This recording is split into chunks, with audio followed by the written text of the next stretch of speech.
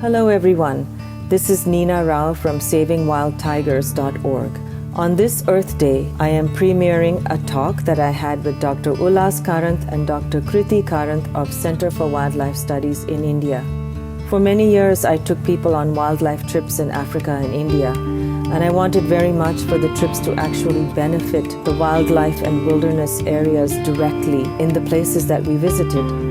And so I created this nonprofit called SavingWildTigers.org, and since 1997 actually, I've been supporting Dr. Ullas Karanth's work, and I'm so happy to see that he is now sharing his legacy with his daughter, Dr. Krithi K, who's taking this work into the present and the future for the younger generations as well. I'm so happy to share this talk with you, and I hope you enjoy it. Thank you so much. So greetings, everybody. Today is April 17th, 2020. And I'm very happy to have online with us today Dr. Ullas Karanth and Dr. Krithi K, all the way from Bangalore, India. And I wanted to have a little chat with them today about conservation of tigers. Particularly, as you know, I've been interested in this for many years. In fact, I met Ullas back in 2000, so 20 years ago, huh, Ullas? 1997, London. That was 97? Yes. Well, you have a good mind for dates, which obviously I don't. So, all right, 1997, wonderful. So the tiger meeting, you Yeah. know, the meeting, side and sticker, and everybody organized in That one. Zoological Society. Yeah. Right. And that was the time when I was beginning to take people on wildlife trips in India. And I wanted very much for my trips to benefit the wildlife as well. But I didn't want to donate directly to organizations, big fundraising organizations, where there were big admin costs associated with the donations that were accepted. So I chose to create my own nonprofit called Saving Wild Tigers. And along with Sunil Somalwar as well, we've been collecting small sums of money relative to some other institutions, but every dollar that we collect goes directly into the field, and that was our goal. So all these years I've been trying to keep in touch with Ullas about his work, which for many years was with WCS, Wildlife Conservation Society. And simultaneously, he created, along with his daughter, Krithi, an organization called Centre for Wildlife Studies in India, which is now very active. And they both work together. She is the chief conservation scientist and director, and Ullas is probably a managing trustee and director as well, right? Also, I want to say that over the years, Ullas has received many awards for his work, and including the Padma Shri from the President of India in 2012. So, hi. Hello.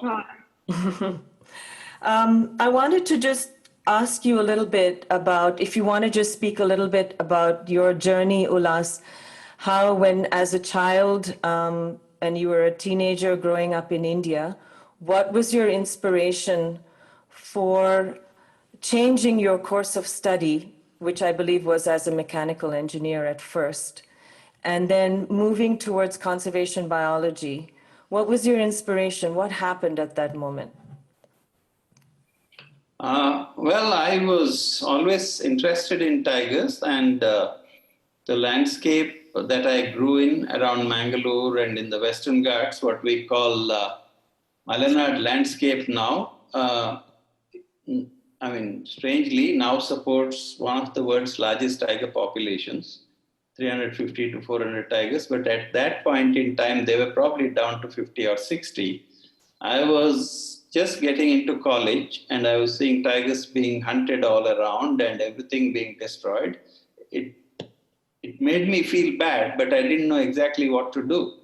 But then in second year engineering, I read an article by Dr. George Schaller about how to study tigers. This was based on his study of tigers in early 60s in India. And it became very clear to me that just like engineering, is used to solve problems, we can take the same approach to conservation, collect data, use basic science, but solve conservation problems. It became obvious to me, and my obsession with tigers and my obsession with science got combined. And then I launched a nearly 10, 15 years journey to move away from engineering into really being a conservation scientist. Had you actually seen a wild tiger at that point?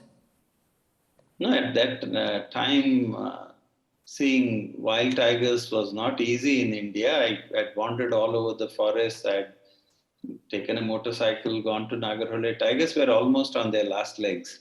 So, today you can go to a park in India and photograph the tiger, and the tiger just has a bored look on its face. But that wasn't the case then. And I actually saw my first wild tigers 15 years after I started looking for them. That's amazing. Because I remember last time when you came to talk in New York as well, you talked about your obsession with tigers. And it's so interesting that one would have an obsession for a creature like that you hadn't even seen. I think the obsession comes from the animal's appeal, which is global. I mean, nobody has seen a tiger in Latin America, and nobody had seen a tiger in Europe till one of Alexander's generals took one back to Europe in 300 BC or whatever it was. And it's the appeal of tigers is global. Everybody has a tiger mascot, icon, sports teams, cornflakes, everything named after tiger because the animal is like a magnet. Right. How is it for you, Krithi, growing up with your father and your connection with the nature of India and absorbing the obsession for the tiger that your father might have had? Tell us about you. Oh, well, I think I had the complete opposite experience than my dad, because when I turned a year old, my dad started taking me to the jungle with him. And obviously, there were a lot of ground rules set on how well behaved I had to be. And most of the time, I would be sitting hours and hours and hours in watchtowers in Nagarhole, and sitting with a pair of binoculars, no coloring books, no storybooks, no music, nothing. And all I had to do was spot something before he did. And after 6 hours of sitting in a watchtower, the part I looked forward to most was actually going on a jungle ride in the evening. And from age 1 to age 18, this is what I did. I kind of assumed that every other kid had a life like this. I didn't realize that I had perhaps the most extraordinary childhood anybody could ever have. And it's not something I can give my daughters today. So the appreciation for it came much, much later. But I also saw the very difficult side of conservation that he and a lot of his colleagues faced. So from him, I kind of absorbed, and my mom actually, their passion for science and what it is to do research and ask questions and be scientists. But at the same time, I saw the difficult challenges of running your own nonprofit organization, building teams, kind of overcoming all the different obstacles that come your way. And I actually didn't want to do anything in wildlife or conservation through my entire childhood. It was only that during my master's that I realized that, there was actually space for two Karanths in the same field. So the passion for it came later, but the love for wildlife has always been there.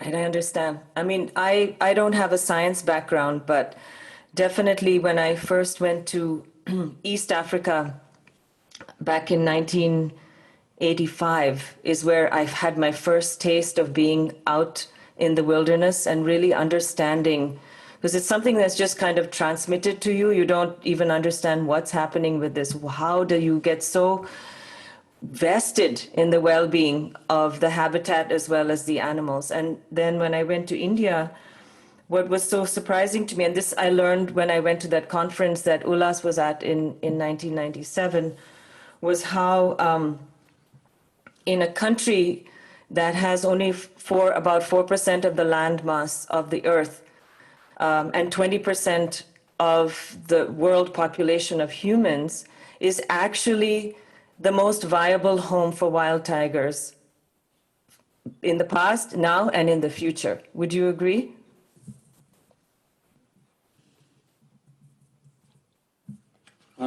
Assume the question is directed at me. Yes, either one of you.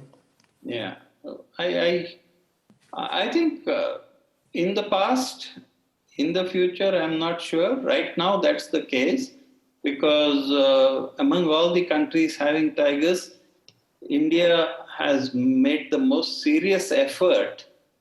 There was no effort to bring back the tiger till the 1960s, late 60s. Everything started then, but there was a strange chemistry in India that operated. We had the first generation Indian conservationists who were small in number but had connections and lobbied very effectively. And they found a prime minister like Mrs. Gandhi who really had empathy for them and their views and took them seriously.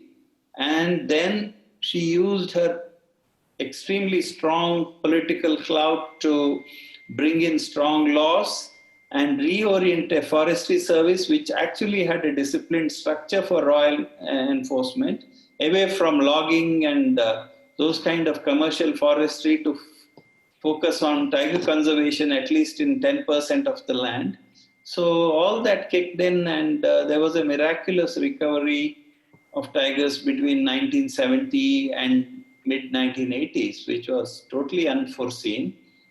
Anything of that scale didn't happen in other places. But that doesn't mean that we should kind of relax and say we are the champions. We are not. We still can have a lot more tigers. We just have 3,000. We can have 10,000 plus. And world globally can have 50,000 tigers. Many of these countries have far more tiger habitat. And if they make the kind of effort they're beginning to make now, countries like Thailand and Russia and even China and Indonesia can bring back tigers big time. That's actually a little surprising for me to hear. Do you feel the same in India as well, given that the population is so dense? Is there actually room to create more wilderness habitat for them? Yeah, I think it's pretty obvious to me why conservationists don't understand it. We have 300,000 square kilometers of government-owned reserve forests, of which only 10% is carrying tigers at the numbers and densities they can. So we still have that. And even if we just do that, we can have 10 to 15,000 tigers in India. What we lack is a clear strategy, clear way to spend our money. There's a lot of missing pieces here, but space is not the issue. In fact, if you look at the economic growth and development that's happening in India, again, conservationists tend to view it as completely negative. Obviously, some of the growth is leading to bad infrastructure project, rupturing of corridors, unsustainable pressures from mining in some spots. All that is there. But on the plus side, it's moving people away from rural areas to urban occupations, away from what they traditionally did, which was to get their protein from the forest into earning incomes and buy domestic meat. So many things that accompany development are actually conducive to having more tigers in India. I don't think people are getting an overall view that is completely scientific. And I think it's this seeking solutions in the past, in some past golden age, that's not going to get us more tigers. I think we need to be very pragmatic about it. And I do think it's extremely doable, actually. Well, thank you for that clarification. I think it's that most people aren't actually aware of that possibility. So, one of the things you mentioned last time, Ullas, also when you gave your talk in New York, you talked about how the landscape in India is home to some of the greatest biodiversity on the planet, actually, because of the origins of the way all those billions of years ago that the landmass was formed. Can you explain a little bit more about why biodiversity is actually important? People talk about this all the time. Why do you consider biodiversity important?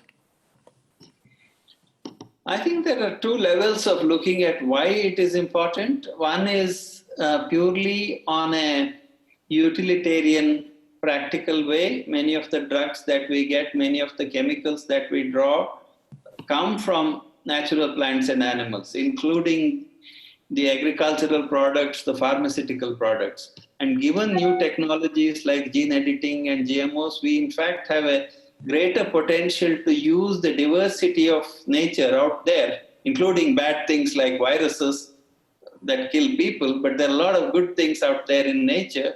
So it makes sense to preserve some of it like an insurance for the future. But I think there is also the other thing. As we become more prosperous, more mechanized and more automated as humans, biologically we aren't that far from the primitive humans that discovered agriculture 10,000 years ago. So I think to maintain connection to that nature is important for us culturally and psychologically. That is why you see all the popularity among affluent cultures and societies. The fascination for nature is coming back big time, sometimes in very perverse ways, like you see on some of these new tiger stuff on Netflix. But in general, we want nature, and I think it's like priceless paintings that you have inherited. And why do you want to rip it up for a couple of dollars right now when you can have it as well as have progress? I don't see the logic in destroying nature or biodiversity, whichever point of view. Yeah, I agree. I mean, I think it's detrimental for us in all ways. There's a unique wisdom that lives in nature that we just can't recreate right now. Krithi, yeah? One of the things that we forget, see, India has done a lot for conservation, but I sit back and crib because we do a lot more. And we have a tendency to pat ourselves on the back for what we have done. But fundamentally, underneath it, there's an old culture, a cultural tolerance, which is far deeper than any other culture in the world has. The average person, even one who is suffering depredations from a wild elephant or a tiger, will readily concede that other creatures have a right to live. And it's not theoretical. I've seen many Southeast Asian countries and Buddhist countries where notionally this idea is accepted, but in practice everything is wiped out and consumed. Whereas we do see in India, even among people who kill wildlife, a ready acceptance of the idea that some part of the land should be safe for animals. And I think that gives us a very, very strong cultural foundation on which we can build a modern, technological, progressive conservation movement. Yeah, understood. So then I might lead the question then to Krithi, actually, at this point. You know, we understand that human beings are, we're inextricably bound to nature, though we might not remember that all the time. And your projects, Krithi, that you've created, which is Wild Seve and Wild Chalet, can you talk a little bit about that and how you are using these projects to link the life that humans would be living close to the wildlife wilderness areas, and how conflicts arise, and what you are doing to help alleviate that? So as a scientist, I started looking at human-wildlife conflict maybe 20 years ago, trying to understand the scale of the interaction between people and wildlife. And that can range from positive, neutral to negative. And typically we tend to focus on the negative, which may be people losing their crops to elephants, livestock to tigers and leopards, and occasional human injury, human death as well. As a scientist, when we started to document this, we did surveys across 17 sites across India, going to about 3,000 villages in different ecosystems, looking at different species. One thing that struck me was no matter where we went and how many households we talked to, there was an acknowledgement that these spaces were to be shared with animals. Sometimes these animals cause problems, but inherently that there is this recognition that these animals have been around as long, if not longer than us. And so the retaliation against wildlife typically only kicked in if it was a human injury or human death case. And pretty much all other kinds of economic losses were tolerated, right? And as we began to dig deeper into the research, one thing that stood out very immediately was that unlike most other countries, many states in India had a compensation system in place, where if you had suffered some kind of loss, you could file a claim with the government and a claim would be processed and you get some kind of reimbursement for your losses. But the system was broken and it was not working because it was riddled with delays, bureaucracy, lack of transparency, and sometimes corruption as well. And so about 5 years ago, we came up with this program called Wild Save, which is as simple as a toll-free number that's now services 600 villages and about 500,000 people who live around 2 parks in India, Bandipur and Nagarhole, where we worked for a very long time. And the idea is very simple. You have a conflict incident with an elephant or a leopard or a tiger, you call into that number and leave a message, and we call you back to find out what happened. Our field staff located in the area arrive at the scene pretty much within 24 hours, help you document the scale of loss and help you file the claim. We as an NGO don't dispense the funding required. The money comes from the government of Karnataka. I believe it's a model that's scalable and that can be adapted. Even if you don't want to give out compensation, the fact that you're responding, and you're responding whether somebody calls once or calls 50 times. We've had families call us 50, 55 times because of crop damage by elephants, and we've gone 55 times. There's enormous goodwill built in the community that they know that yes, these guys care for wildlife, but they'll also try and come and help us. And these are the people living adjacent to these very parks that we care about, right? And so Wild Save was born. It's going to turn 5 years old this year. And as we started to implement the Save program, about 2-3 years ago, we noticed that there were a lot of these kids in these villages where if you kind of mentioned the idea of a tiger or an elephant, they didn't get excited. They were either indifferent to it or there was kind of a fearful reaction to the fact that they were seeing these animals frequently. So we launched a conservation education program which targets village schools, and particularly we focus on middle school children. And it's a 4-session program that's implemented across now in two states. We're going into our 3rd state. So the program has kind of 3 goals: to increase empathy in wildlife and nature, to create interest in wildlife and wild places, and to also generate knowledge. And finally, give kids some basic safety do's and don'ts if they are in a conflict situation, either directly or they see one happening in their village. The program has been enormously successful. We started with 38 schools in our first year. This year, we went to over 400 schools around 11 parks across India. And the plan is to continue to grow the program. We've reached about 21,000 children in about 18 months.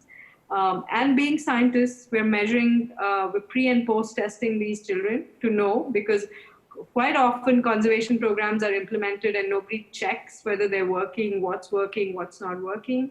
So we're pre and post testing children to see what did they know before we started the program, what do they know after. And we've found a couple of things. We've found a 100% increase in knowledge and awareness about wildlife and wild places.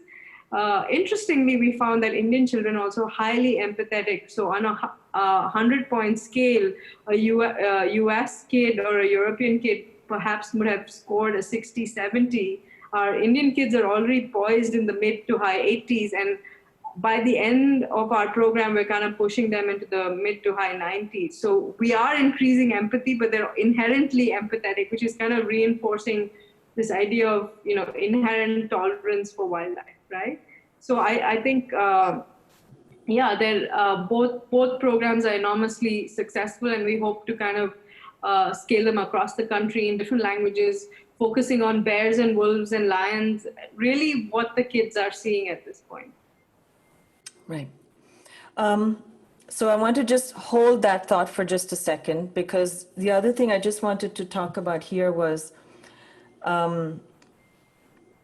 when Ullas last described to us what were the 4 specific areas in which he was working. He described as obviously doing the scientific research, gathering data in the field, and using it for the areas of protection of the parks itself and the habitat itself, as well as any enforcement that's required, advocacy and litigation, relocation and land purchase. These were the 4 different things you talked about: scientific inputs, protection and enforcement, advocacy and litigation, relocation and land purchase. So I just wanted to touch on this for just a second, about how do you do your research in the field, just very briefly, and why is it different than the way in which the Forest Department or the Indian government might have been conducting it before, which didn't provide adequate data to you,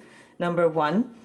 And number 2, how are you helping in the actual protection? I mean, Krithi just talked about how by supporting the communities that live around the park, you're actually creating another buffer of guardians, actually, of the park by doing that. But in terms of direct protection, how can you work as an NGO to help that cause?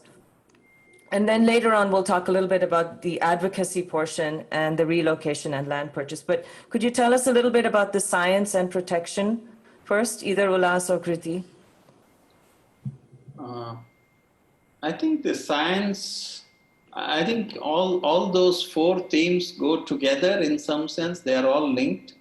I think science is fundamental because that's what separates effective conservation based on evidence and knowledge from just conservation that comes from the heart. The heart is important, emotions are important, but you could end up doing absolutely the wrong thing if you are not, that's not guided by science. So the value of science comes in bringing a reasoned, logical approach to solving a problem or doing something in a specific context. So the value of science is that, and we have always been about 10, 20 years ahead of whatever else people were doing in the country. So in some sense, it's a privilege because we do have better data, and but often it doesn't play out well in the real world when people feel they have to give up their outmoded ways of doing things and switch to new things. It's not easy in any society to change the way things are done. So that part of science, pushing it into the management system is harder. But it's key. And the question of science is what brings us to the issue of people, number of people in a piece of land versus number of tigers. So it clearly shows that beyond a certain level of human densities and human use, tigers simply can't make it. So the voluntary relocation, which used to be harder because people were 20, 30 years ago when we began motivating people to move out of parks, they were apprehensive of going out, they were fearful, insecure. Now that's changed. Actually, people are hankering for what's available outside, better schools, better opportunities, education, cell phones, whatever. People do not like the hardship of living in remote areas and suffering animal depredations and not having their kids educated. So it's become easier. So facilitating relocation is a great way to create more room for both people and for tigers and more prosperity for people. But what that does is give you a root in the local society, just like the education programs and conflict mitigation programs that Krithi talked about. And you help people to live better outside.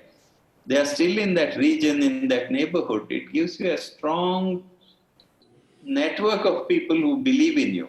And if there is illegal activity going on, like poaching or something else, What we can then do is to tap into this network, get information that's authentic and real time, and pass it on to the law enforcement agencies, because NGOs cannot do law enforcement. But we can help the government vastly improve its law enforcement capabilities, because what they lack is real time information, which is what sometimes NGOs get because of their community work. So that's where the enforcement plays a critical role. The advocacy cannot be done by research NGOs and CWS and institutions like this. Advocacy has to be a part of the society's response to something going on, right or wrong, whether it is in human rights or in case of fighting some infrastructure projects. But the wider society, once it starts valuing nature, then people take up cases against highways cutting through parks, or they may take up cases against mining. And CWS indirectly, by influencing people's mindsets, has had this role. That's not CWS's mandate. It's not capable, nor it's legally entitled to do advocacy of this kind. But as Indian citizens, everybody is. And many, many people who see a rational solution of how not to have bad development do find time and energy to fight bad development projects, but not opposing development wholesale in the sense that there should be no industrial development. So I think that's the tempered advocacy is what we have kind of been able to inculcate in the broader society around us. Understand. One other thing that it doesn't fall under these 4 areas, but I know you've spent a lot of time and energy and have fundraised for, is also actual education, not necessarily of children in schools, but actually creating master's degrees and PhD graduates as well, right, who are trained in this kind of conservation biology. Can you tell us a little about that? Yeah, the education has many dimensions, like Wild Chalet that Krithi talked about. Yeah. Starts at the most fundamental level, which is creating a broad matrix of acceptance and appreciation of wildlife in the rural society right next to wildlife. Next level to me is to create an informed public opinion among leaders or future leaders of these villages, towns, and districts or whatever about the value of conservation. And that's what we started through what we call a citizen science program. We started involving young people from small towns near these parks in doing transit surveys, disciplining them to collect data, inculcating a scientific perspective of wildlife, and that led to most of the NGO leaders, conservation community leaders operating, many of them in India came from this program, the citizen science program that we initiated in 1980s. And in 2000, I found that the country didn't have a very good graduate level program in wildlife conservation. And I had won the Getty Award at that year, and so I decided to earmark the Getty Award and teamed up with the National Center for Biological Sciences to start this master's program, which takes in just 15 people and trains them to the highest standards. And that program has been successful. About 100 students have graduated from it. So it's education at all levels is required. And are these graduates working with you in any way, or have they created projects of their own? It's a work in progress because the first graduates came out in 2006. I think some of them have done phenomenally well and become applied conservationists. Some of them have become teachers who are academics who will teach conservation, because right now we have a need in all these areas. So generally, I think the program has done well, but it's always a struggle when you train people in very nice academic environments and give them high quality training. They tend to lose touch with reality. So it's very important to drag them to the realities, grind their face in the real problems of the world, because without that, any program could soon become very academic, and you get interested in very deep evolutionary questions for which you can seek answers for the next 2000 years while everything goes down the tube right now. So it's very important to bring that balance back in some of these programs, but overall I'm happy with it. Right. So I should just mention that CWS, as Ullas is mentioning, is Center for Wildlife Studies. They have a really beautiful website that's updated very frequently, cwsindia.org. Couple of things I also want to mention, ask you about as well. And in one of your recent posts, so we're all living in this COVID era right now. And there was an article in the news about the tiger at the Bronx Zoo that was diagnosed as having been infected with this virus, which originally came from the wild kingdom anyway. And there was a lot of people were very concerned that it might jump from captive animals into wild areas. And Ullas's comment, he didn't really comment so much on that, but he was talking about how during the shutdown in India, during this COVID era, there's been less patrolling, obviously, and increased poaching in certain areas. Can you tell us a little more about that? Yeah, the origin, all this boils down to understanding what is real around you and responding to it in a timely manner. So the lockdown in India has meant a very large number of people in rural areas have lost their incomes, lost their access to domestic animal protein, and you can expect people to, hunt given those pressures. And the lockdown also implies that arresting somebody, producing them in the court, the whole bureaucracy, paperwork involved is totally stalled. So that should have been the first thing that the system would look at. But instead, I worked in the WCS for years, and the Bronx Zoo has some fine tiger exhibits. And it turned out that some keeper who had the virus passed it on to a tiger, because you literally live with these tigers, treat them, it's possible. It was kind of an odd case of a human transmitting it back to an animal. But it posed no threat to wild tigers in India. But the way the Indian media picked up and played it up like it was the biggest threat, and the government sending notifications and alerting people about COVID threat to tigers, absolutely ridiculous. This shows when you are not rooted in reality, when you are not analyzing a situation, when you're not understanding how things are likely to go. There is no vacuum in conservation. Some junk comes and occupies that space immediately. So it's really important for serious conservation scientists or conservationists to constantly watch and prevent junk from occupying the space called conservation. Sure.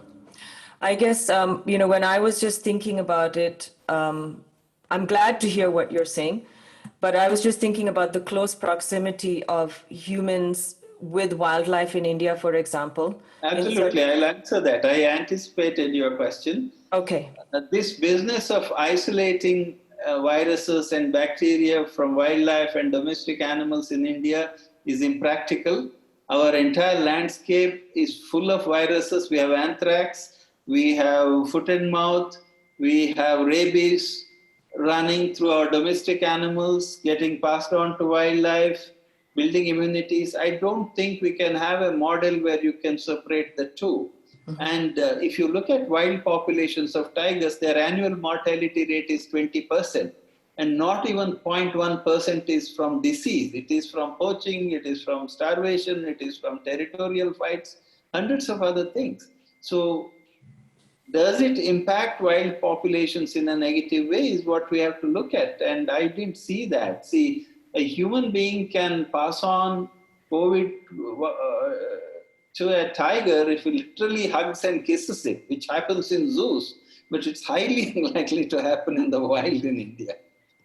Yeah, I guess more I was thinking about, let's say, a cow herder with his cattle. There's constant contact between humans. I mean, we don't have to talk about this for too long, but this is where my mind went. And then you see a cow going into the park to graze, and then that, tigers sometimes will predate on this cattle, and so in that way can it be transmitted? But maybe that's not actually accurate at all, but that's how my mind was thinking about it.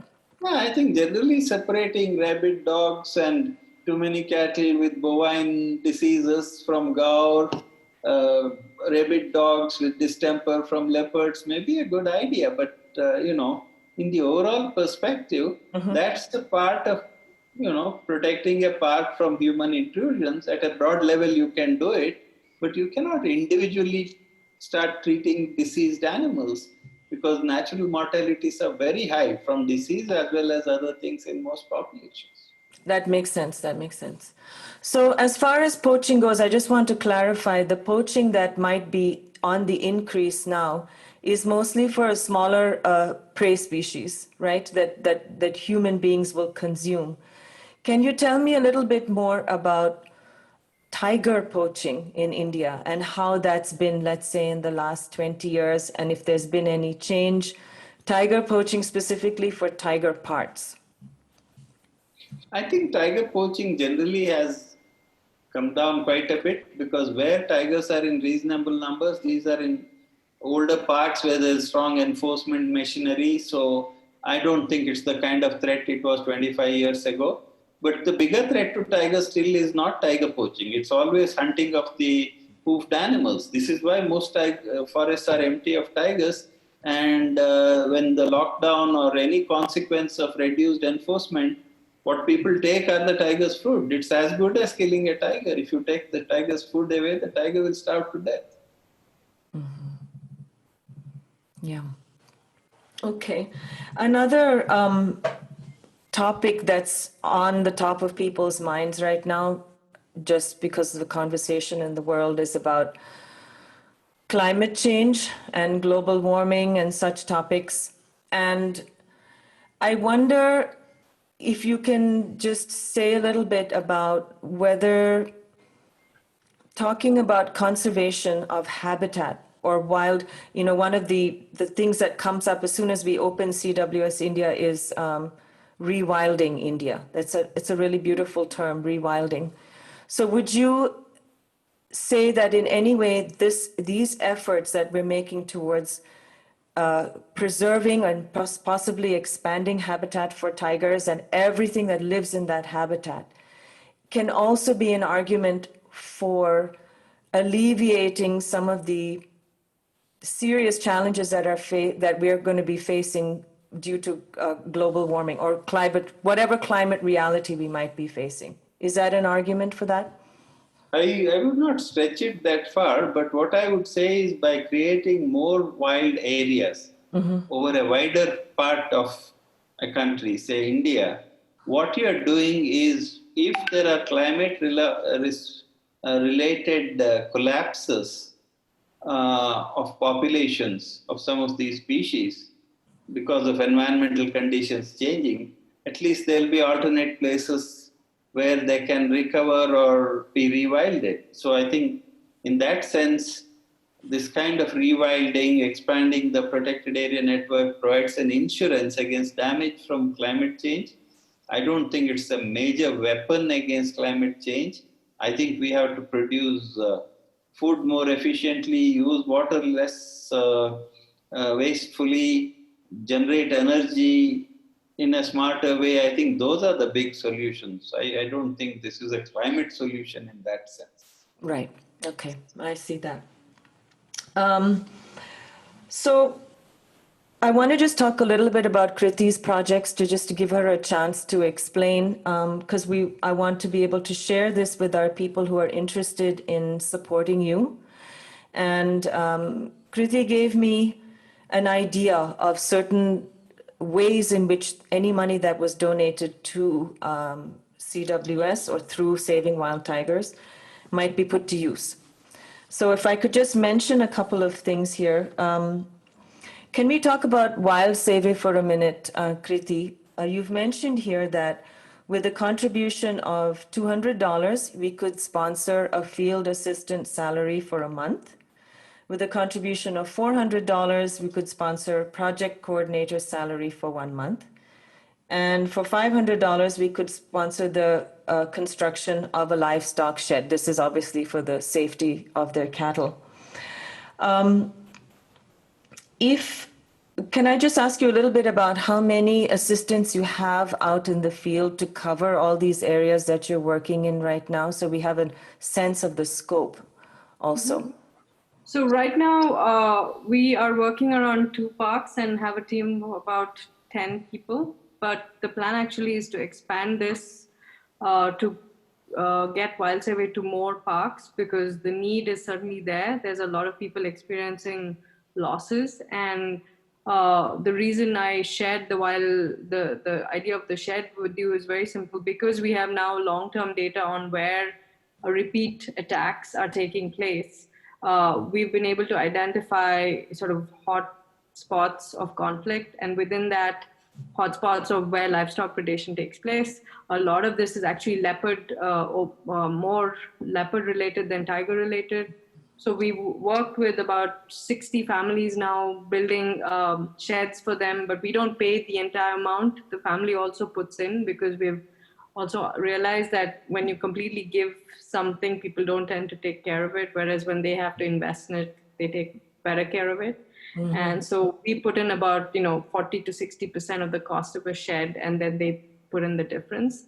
And post this, so with livestock predation, it's a very simple solution. You build a shed, you put your goats, sheep, cows, buffaloes in there, lock them up. They're not going to be killed by a leopard or a tiger. Well, with crop damage, it's far more complicated, and we're kind of looking at different ways to look at mitigation and protect people's crops better. But so the livestock shed is the easier problem to solve at this point. Right. I should just mention that leopards, I guess, and you can tell me if I'm wrong, but leopards are probably, you find more leopards entering into human settlements than tigers, would you say? Just because they're more solitary or more adaptable and can move around at night more easily than a tiger? Would that be? They're certainly more adaptable. A friend and colleague of mine, Vidya Atreya, has done a lot of amazing work on leopards, where her data is showing that leopards, basically crouch down in sugarcane fields during the day, and then come into villages or come into cities like Mumbai and take out domestic dogs and pigs at night, and then go back in hiding. Right. I read about that. Yeah.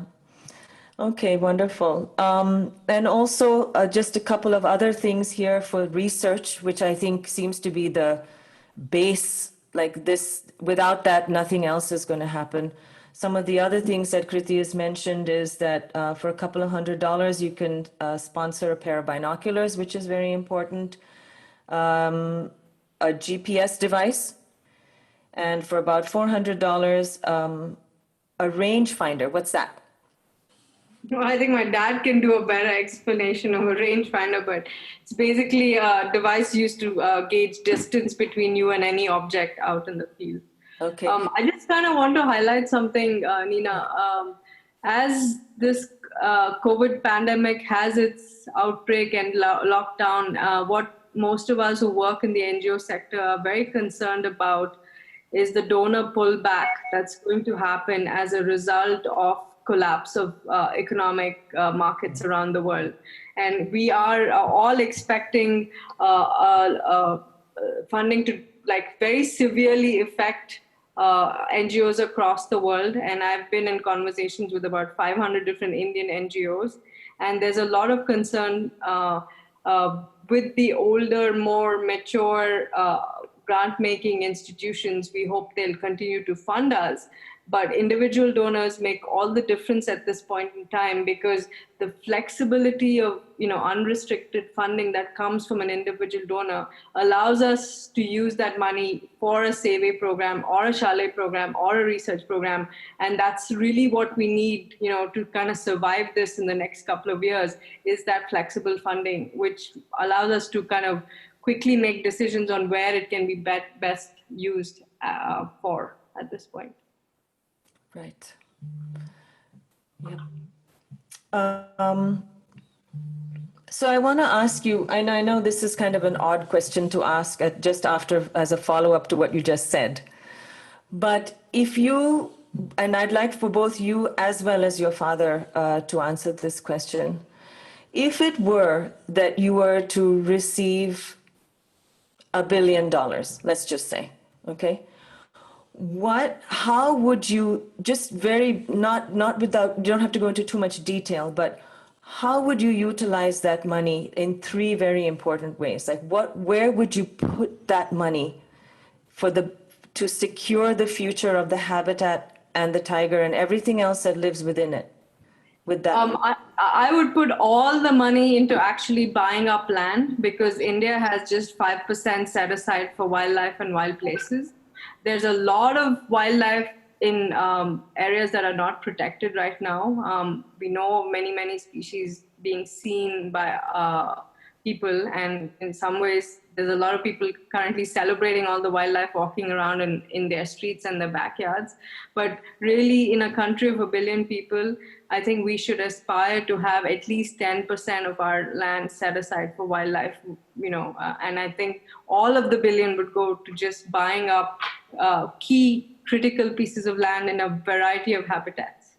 and then you would just let the land be? Because nature knows how to heal herself. I don't think we need to be tinkering. Just we've seen enough examples of places in India where people have bought land, and 20 years later you go back in and the entire place is recovered, right? So yeah. How about you, Ullas? I would say that is certainly one of the priorities of strategically buying pieces of land, small pieces of land that are at risk from development or some intrusion, so that you stop fragmenting the land. Because buying land on a large scale is not cheap in India. Land is extremely expensive in India compared to US, for example. So we need to have strategic land purchases. I would put it as certainly a key priority. But I think there is a ton of money in the government now for conservation, which is not being applied correctly, including land purchase. There is so much money with which land can be bought, but it's being used for something else. So what we really need are community leaders, conservation community leaders who are embedded deeply, who have political connections, who have social connections, who have connections to religious people, who think straight and act at scales of the district, the state, perhaps at the federal level. And creating those kind of people often will involve supporting careers of finding people, grooming them, mentoring them, and then ensuring sustainable careers for them over time, so they can act to use the existing money, the existing policies in the right direction. So I think that kind of building, not academic conservationists, but kind of conservationists who actually act, but guided by science, I think that would be another area of priority for me if I had that kind of money. Right. So to be able to pay such people to do this work, I understand. Okay. So I will ask Sunil if he has some questions that he would like to add. But my last thought, I think, at this moment is, I recall, Ullas, when I first met you and Krithi was studying. I mean, what's jumps out at me is that I'm in the States, you're in India. Both of you came to America to study and get your degrees in conservation biology. And so obviously you came here to learn, you've taken it back, it's being implemented in India. And now, Krithi, you have young children, and I just wonder, how do you see, if you were to look forward into the future, what would you wish for your children to experience? And what do you, in terms of how they live on this earth, how would you imagine that or visualize that? Well, I mean, I have a 13-year-old daughter and a 4-year-old. I think at least the conversations with the 13-year-old are beginning to show me that this is a generation of kids who actually cares a little more than perhaps even my own generation does. And I am more optimistic that they will learn to live having less impact on the environment, whether in terms of, recycling better, using less water, using less energy. I think they have the will to do that. That generation of kids has it. What I hope is that they don't lose their connection to nature, because watching any number of TikTok videos, Instagram videos, YouTube videos, National Geographic, Discovery will never replace the joy of seeing a wild tiger in person, or any kind of wild animal in person, right? And don't lose that connect to nature. And that's my only fear. I think they're actually thinking ahead in terms of all the other ways to live sustainably with the environment. But if you don't have wild animals left, it's going to be a huge loss.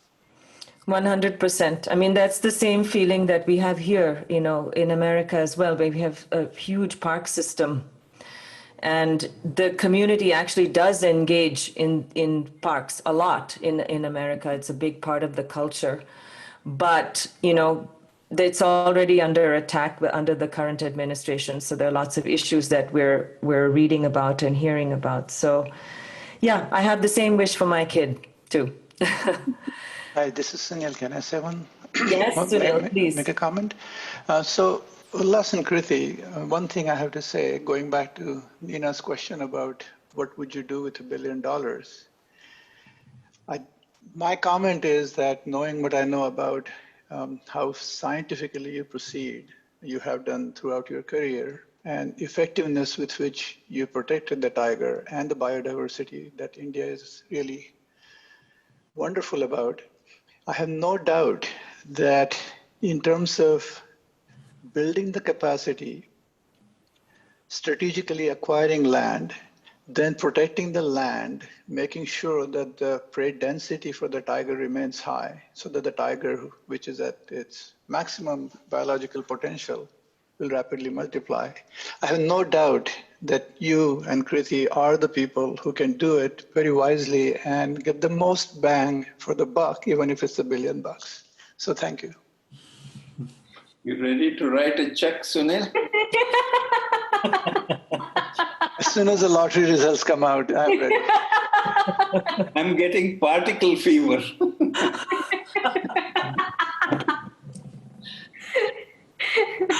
Oh my goodness. Well, so I know it's very late for you over there. Thank you so much. And I really hope that we can all be together again, and hopefully it'll be in the jungle, or Krithi, you'll come to New York, and Ullas, you'll come to New York, and everybody can get to meet you in person.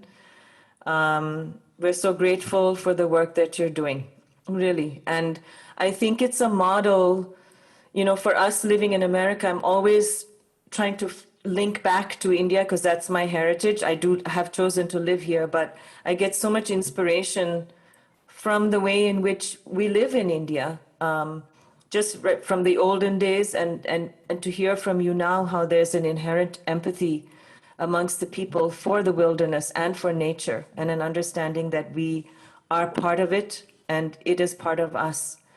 And I hope that that continues going forward as well. Thank you, Nina. Thank you, Sunil. Thank you, Nina. Thank you, Sarina. It's been wonderful hanging out.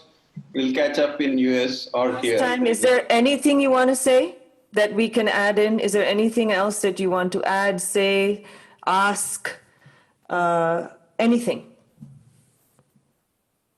I think we have covered the ground pretty well. I guess the only thing that I think we didn't cover, both Krithi and I feel it's the same thing, what I call Sunil's particle fever, which is the excitement of doing science, finding new things. And conservation in India is so exciting for that reason, because there's so little known about many of these species, how their populations work. And as you explore deeper, it's amazing the new things you find out, and that's what really charges our batteries, keep going back for more and more. So can you tell us, just give me just a brief description of what a day is like in the field for you? And No, I'm not talking of just being in the field. No, and I understand. That's fun. Yes. I'm talking of pure science. Let's take an example. Let's take an example from Sunil's field. There was a mathematician called Markov in 1920s. He developed a certain way of computing probabilities step by step with variations along the way. And that was not used by any scientist till 1950s by statistical physicists in quantum mechanics.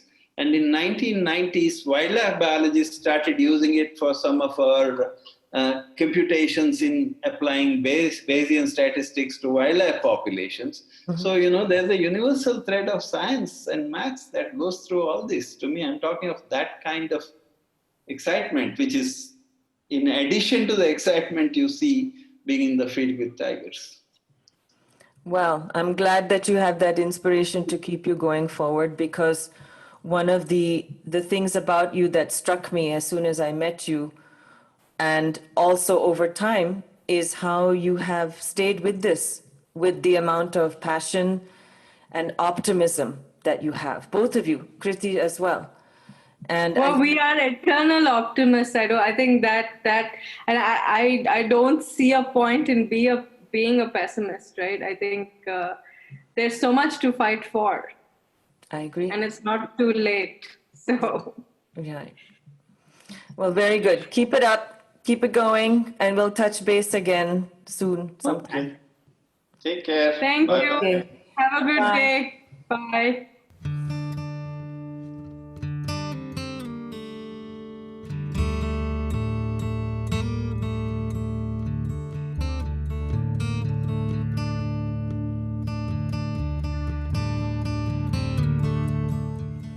Good. Center for Wildlife Studies, Nina. Center for Wildlife Studies. What did I say? Center of? Yeah. Center for. Okay, so let's start again. What's that?